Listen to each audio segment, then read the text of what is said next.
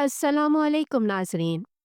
बिलाशुबा हम पैदाइशी मुसलमान उन सख्तियों और मुश्किलों को समझ ही नहीं सकते जो कि एक नॉन मुस्लिम को इस्लाम कबूल करने के सफ़र के दौरान या इस्लाम कबूल करने के बाद अपने इर्द गिर्द के माशरे की तरफ से बर्दाश्त करनी पड़ती हैं। मगर इसके साथ साथ ये बात भी याद रखें, ज़िंदगी की सख्तियाँ इंसान को तोड़ने नहीं बल्कि संभालने के लिए आती हैं। अल्लाह ताला अपने बंदे को कभी उसकी हिम्मत से ज़्यादा आजमाइश में नहीं डालता। जब मुश्किलात किसी का रास्ता रोक लें और इंसान हर तरफ से बेबस हो जाए, तो यही वो लम्हा होता है जब अल्लाह अपने बंदे के बहुत करीब होता है। कुरान कहता है, मेरे बंदे मुझे पुकारो, मैं तुम्हारी दुआ कबूल करूँगा। इंसान जब सच्ची नीयत से अल्लाह से मदद मांगता है तो दिल को सुकून मिलता है, रास्ते खुलते हैं और ऐसे हल मिलते हैं जो इंसान की सोच से भी बाहर होते हैं। मुश्किल कितनी भी बड़ी हो, अगर इंसान के दिल में अल्लाह पर भरोसा हो तो कोई मुसीबत मुस्तकिल नहीं रहती, क्योंकि मदद हमेशा उसी से आती है जो हमारे दिल, हमारी हालत और हमारे आंसुओं को सबसे बेहतर जानता है, यानी अल्लाह। आज हम जिस हिंदू बहन के इस्लाम कबूल करने की कहानी लेकर आए हैं, उसकी ज़िंदगी में भी ऐसी कई परेशानियां और तकलीफ़ें आईं, जिसे उसने सब्र के साथ बर्दाश्त किया। तो आइए चलते हैं इकरा बहन की स्टोरी की जानिब और जानते हैं कि सपना शर्मा से इकरा बनने तक का सफ़र कैसा था। मगर पहले आपसे दरख्वास्त कि अगर अभी तक चैनल को सब्सक्राइब नहीं किया तो प्लीज़ चैनल को सब्सक्राइब कर लीजिए और इस्लाम के पैगाम को घर घर पहुंचाने के इस मिशन में हमारा साथ दीजिए। जज़ाकल्लाह।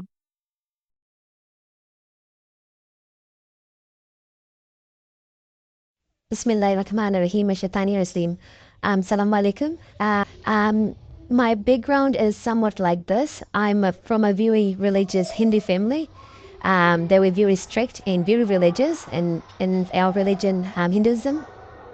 You know, following what my family were following, what my mom and dad were following, which was the religion of Hinduism. मेरा नाम इकरा है, लेकिन ये नाम हमेशा से नहीं था। मेरी जिंदगी के पहले 24 सालों तक लोग मुझे सपना शर्मा कहकर बुलाते थे। ये कहानी है कि सपना कैसे इकरा बनी।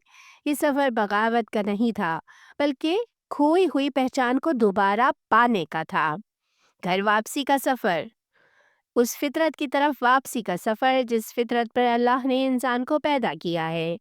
ये कहानी रंगों से भरी मेरी हिंदुस्तानी विरासत की है, इंग्लैंड की उदास मगर सोच पैदा करने वाली फिजा की है, अचानक मिलने वाली अच्छी मुसलमान दोस्तों की है और एक ऐसी सच्चाई की है जिसने मेरे दिल में गहरी बेमिसाल सुकून उतार दिया।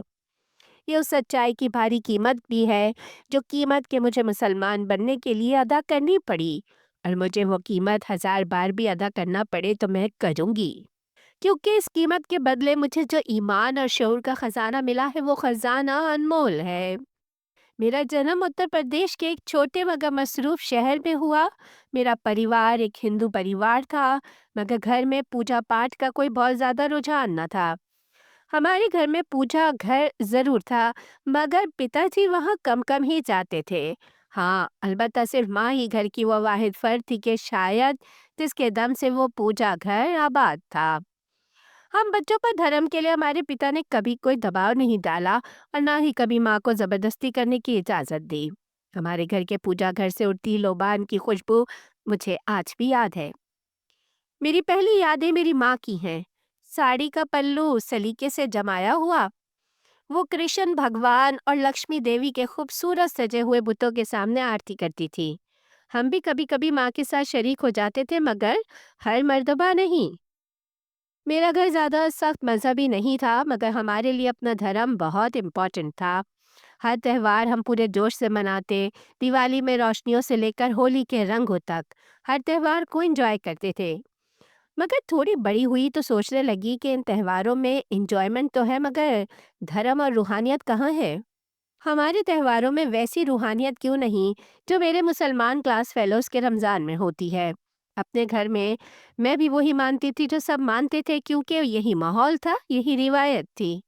मगर जैसे जैसे मैं बड़ी हुई, मेरे अंदर कहीं से सवाल उठने लगे कि इतने सारे खुदा क्यों। جب شاستر خود کہتے ہیں کہ بھگوان ایک ہے تو پھر بھگوان کے اتنے روپ کیوں ضروری تھے؟ میں نے ایک بار اپنے نانا جی سے یہ سوال پوچھا۔ میرے نانا پڑھے لکھے کاروباری انسان تھے۔ انہوں نے مسکرا کر مجھے جواب دیا، بیٹا، سمندر ایک ہے مگر لہریں بہت ہیں، پرماتما ایک ہے مگر روپ کئی ہیں۔ جواب نہایت خوبصورت تھا، مگر میرے دل کے سوالوں کا طوفان پھر بھی نہیں رکا۔ میں نے ذات پات کا نظام دیکھا، یہ وہ اونچ نیچ کا فرق تھا جو مجھے چبھتا تھا۔ میری بہت اچھی دوستیں میرے گھر نہیں آ سکتی تھیں کیونکہ وہ نیچ ذات سے تھیں۔ میں نے رسومات دیکھی جو کہ خالی خالی لگتی تھیں، بس عادت کے طور پر کی جاتی تھیں، تو لہٰذا پڑھائی میری پناہ بن گئی۔ میں کتابوں کی دیوانی تھی، سائنس میرا فیوریٹ سبجیکٹ۔ سائنس ایک ہی نظریے کی بات کرتی تھی، کائنات کو چلانے والے ایک ہی اصول کی، اور مجھے ایک ہی سچائی کی تلاش تھی۔ جب میں نے اسکول ختم کیا تو میں ایک عجیب سی ملی جلی شخصیت تھی، ثقافتی طور پر ہندو مگر روحانی طور پر سوالوں میں گری ہوئی اور اپنے مذہب سے غیر مطمئن۔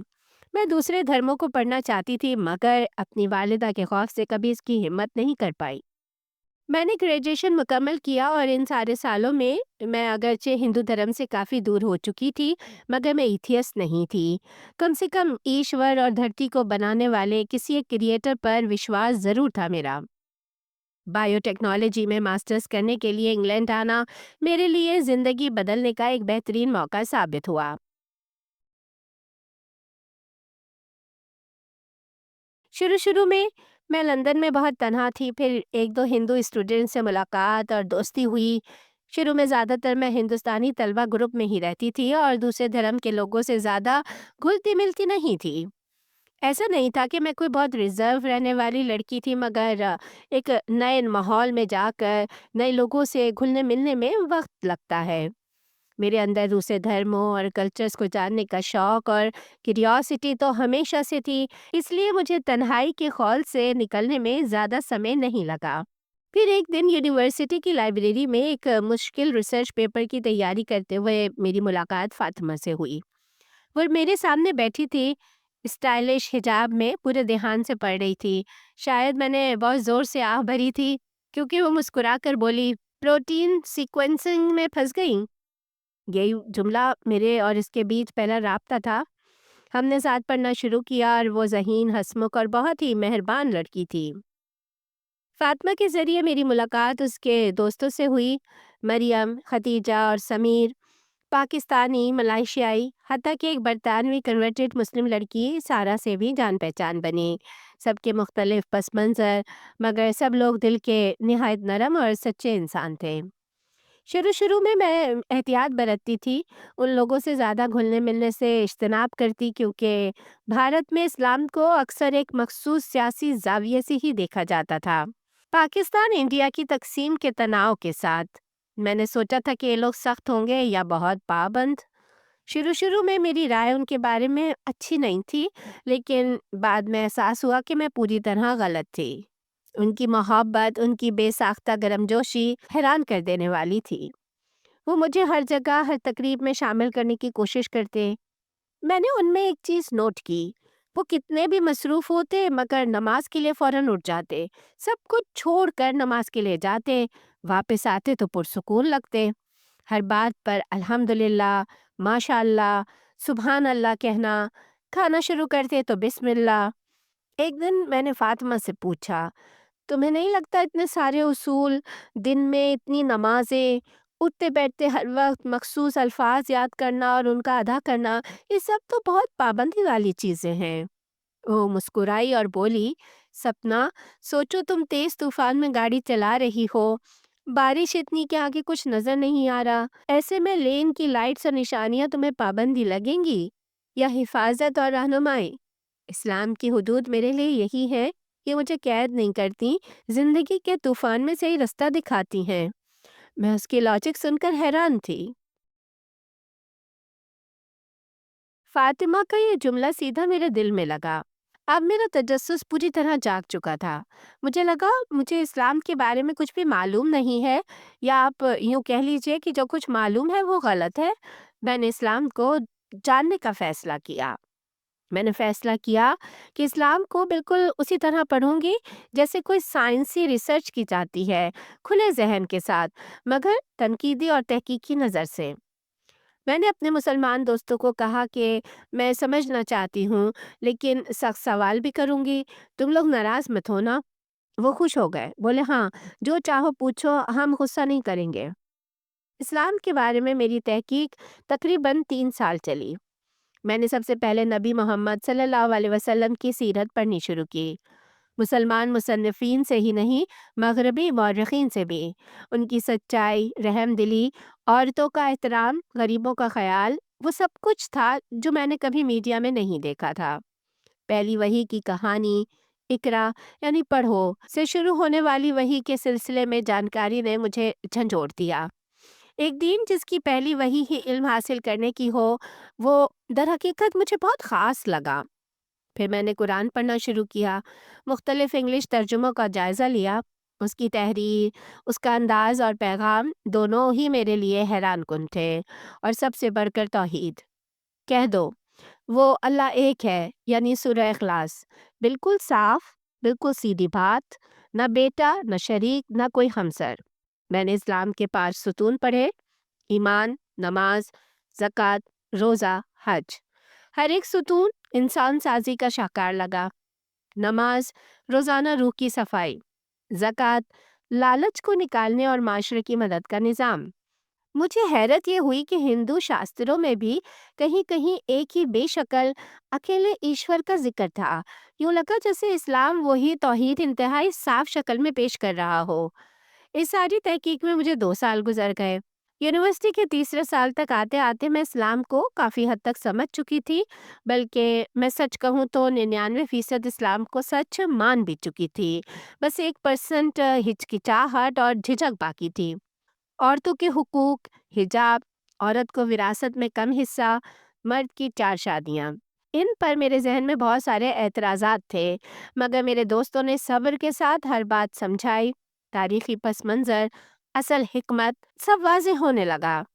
ایک مرتبہ میں ایک جمعے والے دن اپنی دوستوں کے ساتھ مسجد بھی گئی، اور وہاں ایک پاکستانی مسجد تھی جس کے امام صاحب اردو میں تقریر کر رہے تھے۔ جمعے کے خطبے میں آدم اور حوا کی کہانی سن کر میں رو پڑی۔ اسلام میں عورت پر کوئی الزام نہیں، جیسا کہ اس واقعے کے بارے میں اس آیت میں صرف عورت کو ذمہ دار سمجھا جاتا ہے، بلکہ قرآن کہتا ہے کہ دونوں غلطی کرتے ہیں، دونوں معاف ہوتے ہیں، کوئی اصل گناہ نہیں۔ یہ انصاف میرے دل میں اتر گیا۔ اس دن سے میں نے اسلام قبول کرنے کے بارے میں سوچنا شروع کیا۔ میرے سوچ کے 2 بنیادی پوائنٹس تھے۔ پہلا یہ کہ میں بطور مسلمان زندگی کیسے گزاروں گی، اور دوسرا یہ کہ اپنے گھر والوں کا رد عمل میں کیسے برداشت کروں گی۔ اسی طرح چند ہفتے ایسے ہی گزر گئے۔ ایک پرسکون منگل کی شام تھی، کوئی طے شدہ فیصلہ نہیں تھا میں ابھی اسلام قبول کروں گی، لیکن سچ اب اتنا واضح ہو چکا تھا کہ انکار ممکن نہیں تھا۔ میں نے فاطمہ کو کال کی، میری آواز کانپ رہی تھی۔ میں نے اسے بتایا کہ میں شہادہ پڑھنا چاہتی ہوں۔ ایک لمحے کی خاموشی، پھر اس کی روتی ہوئی آواز، الحمدللہ، میں آ رہی ہوں تمہارے پاس۔ 1 گھنٹے بعد فاطمہ، مریم اور سارہ میرے چھوٹے سے کمرے میں تھیں۔ کوئی تقریب نہیں، بس ہم 4 لڑکیاں۔ میں نے غسل کیا جیسے فاطمہ نے بتایا تھا، پھر میں نے انگلی اٹھائی اور عربی اور انگلش میں وہ کلمات پڑھے: میں گواہی دیتی ہوں کہ اللہ کے سوا کوئی معبود نہیں، اور محمد صلی اللہ علیہ وآلہ وسلم اس کے بندے اور رسول ہیں۔ وہ الفاظ میرے دل پر ایسے اترے جیسے ٹھنڈی بارش خشک زمین پر اترتی ہے۔ پورا وجود ہلکا ہو گیا، برسوں کی بے چینی ختم ہو گئی۔ سپنا جو حق کی تلاش میں تھی، اقرا بن گئی۔ وہ رات بہت خوبصورت تھی، مگر اصل آزمائش اس کے بعد شروع ہوئی۔ گھر والوں کو بتانا زندگی کا سب سے مشکل کام تھا۔ پہلے تو کئی مہینے تک چھپانے کی کوشش کی، مگر میرے سوشل میڈیا اکاؤنٹس کے ذریعے یہ خبر گھر والوں تک پہنچ ہی گئی۔ ایک دن ماں کا فون آیا، وہ بہت گھبرائی ہوئی تھی۔ انہوں نے بہت ڈرتے ڈرتے مجھ سے پوچھا۔ میں ماں کے ایک دم سوال سے گھبرا گئی، مگر میں نے ہمت کر کے سچ بول دیا: ہاں ماں، میں نے اسلام قبول کر لیا ہے۔ میری ماں رو پڑی: بیٹا، ہم نے کیا کمی کر دی تھی؟ پاپا غصے میں بول رہے تھے: اپنی جڑیں بھول گئی ہو، اپنے بزرگوں سے غداری کرتے ہوئے تمہیں شرم نہ آئی؟ رشتہ داروں نے مجھے غدار، جہادی، نہ جانے کیا کیا کہا، کچھ نے مجھ سے تعلق ہی توڑ لیا۔ مجھے بہت صدمہ ہوا، میں اندر سے ٹوٹ گئی۔ پھر معاشرے کی بات کریں تو لندن میں حجاب کے ساتھ رہنا، نظروں کا بوجھ، بعض اوقات طنزیہ جملے برداشت کرنا، کچھ لوگ دوست بننے سے بھی گھبرا گئے۔ خاص طور پر ہندو کمیونٹی کے اسٹوڈنٹ تو مجھ سے نفرت کرنے لگے۔ میں کبھی کبھی رو کر فاطمہ سے لپٹ جاتی، مگر وہ سب میری مسلمان دوستیں میرے ساتھ کھڑی رہیں۔ لیکن ایک چیز کبھی ختم نہیں ہوئی، وہ سکون جو شہادت کی رات دل میں اترا تھا۔ گھر والوں سے ناتا مکمل طور پر ختم ہے، سوائے چھوٹی بہن کے، وہ بھی صرف سوشل میڈیا پر کبھی کبھی مجھ سے بات کر لیتی ہے۔ فون پر تو وہ بھی مجھ سے بات کرتے ہوئے ڈرتی ہے کہ گھر میں کسی کو پتہ نہ چل جائے۔ مجھے آج بھی ہندوستانی کھانے پسند ہے، اپنا روایتی کھانا پیار سے بناتی ہوں۔ میں بدلی نہیں، بس سنور گئی ہوں، ایمان کا سفر جاری ہے۔ سپنا سے اقرا بننے تک کا میرا سفر ماضی کو مٹانے کا نہیں تھا، بلکہ اسے مکمل کرنے کا تھا۔ ہندوستان میرے خون میں ہے، لیکن اسلام میری روح ہے۔ میں غدار نہیں ہوں، میں نے ہندو دھرم نفرت میں نہیں چھوڑا، میں نے اسلام محبت میں قبول کیا۔ اور ہاں، میں نے جو کچھ پایا اس کی قیمت تھی جو مجھے ادا کرنی پڑی، مگر جو ملا وہ اس سے بھی زیادہ قیمتی ہے۔ میں اقرا ہوں، ایک عورت، بھارت کی ایک بیٹی اور اللہ کی بندی۔